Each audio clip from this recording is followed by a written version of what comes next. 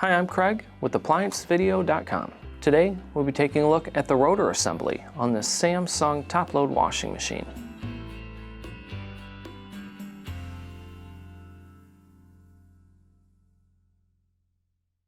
Stop. Before beginning any repair, always be sure to disconnect the power to the appliance. It is also recommended to test the outlet for the proper voltage. Remember to also turn off the water. The main reasons why you'd be replacing a rotor is if the unit is making a loud noise when it's going to spin, almost like a grinding, or the wash or spin will not function correctly. Now, click on the link below to view this repair video. ApplianceVideo.com guides you step by step, giving you the confidence to avoid recalls and callbacks, also saving time on repairs.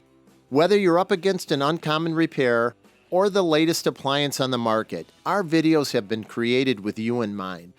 Our growing library of videos have been produced using our factory-certified technicians who have extensive infield experience over the past 30 years.